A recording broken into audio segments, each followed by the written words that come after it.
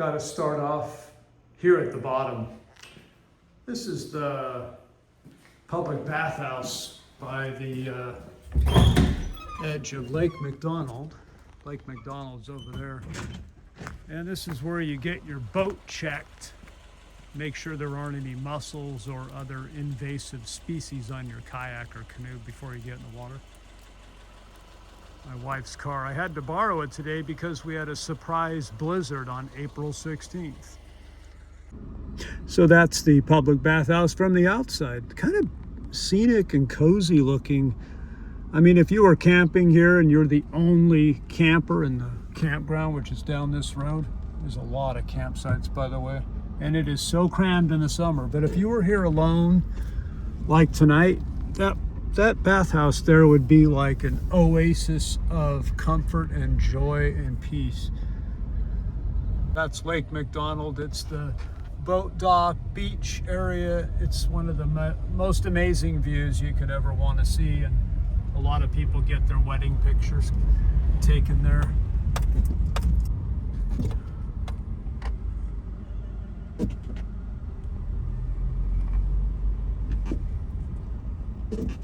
There's a lot of motels here. Old style road motel. Liel and I stayed here at a little cabin about 3 years ago in early May, before the season really got going. There was only a few other guests. It was a real privilege. It was the first in a short series of Airbnb or rental cabins that we did to get some privacy away from that old 30-foot RV we had been living in with our teens. The cabin was, well, heck, I might as well just take you right to it. It's an extremely cozy little area here. It's around this way, that cabin. It actually is right along the river here that goes into Lake McDonald is where our cabin was. I feel like even in early May, it was $200 a night. Yeah, here it is. These are them. Oh my God, Leo's gonna love to see this. That was it. I'm pretty sure it was 12 right there. That was really cool. And then we had neighbors, I remember that night.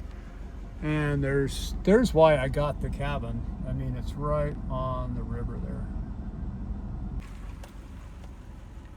Yeah, so really recommend Apgar Village. It's like the most easily accessible entrance to the park.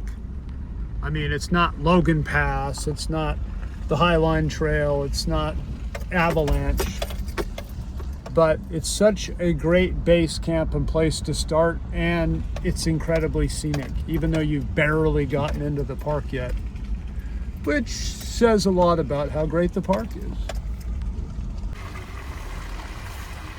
There's where you get your coffee and souvenirs in the morning.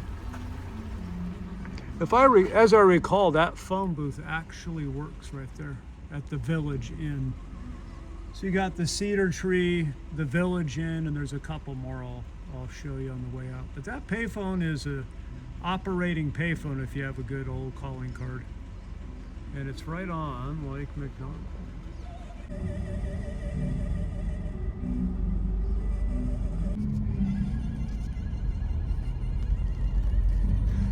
This is a new owner. It was renovated the last few years, and now it's an incredible wilderness, real mountain feeling hotel and store.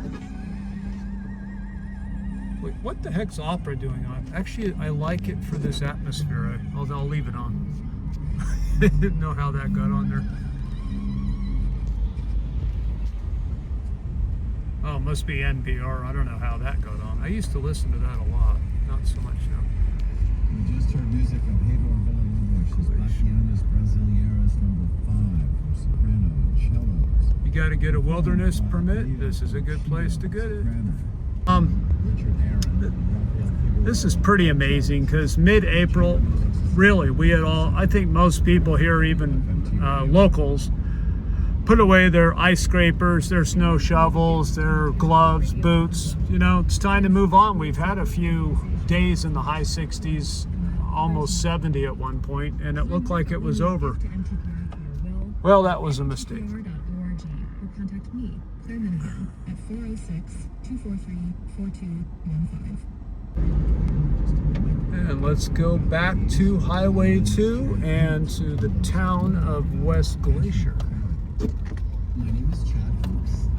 And 2 miles from Apgar Village is the entrance, the official west entrance of Glacier National Park, and then it's another mile or so to the village. Oh, I don't see the train every time I come through here. That's pretty cool. It's way up there. Here's the village. Abandoned, except for a couple staff, maybe some janitorial crews, remodeling people. That's the right side of the highway. Across, and it's all in this kind of national park, dark green and gold colors. Yeah, there's a BNSF railroad cars going over. It's only about 20 minutes to Columbia Falls from here. Another 15 beyond that to Whitefish. Kalispell maybe 40 minutes if you keep a good pace.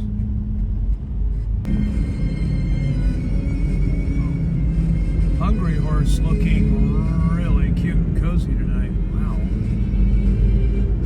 This is the most beautiful, cozy, Kincadian type of gas station I've ever seen.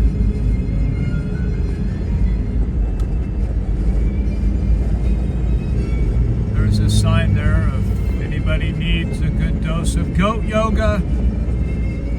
It's somewhere up the hill there on the way to Glacier National Park. I think it's here though. This is Hungry Horse, not Hungry Goat. One of the 2 Huckleberry restaurant shop places. Peargrass Lodging and RV Resort, Glacier Bible Camp down the street. Assemblies of God Chapel. And then we get on down to the bridge that goes over the Flathead River.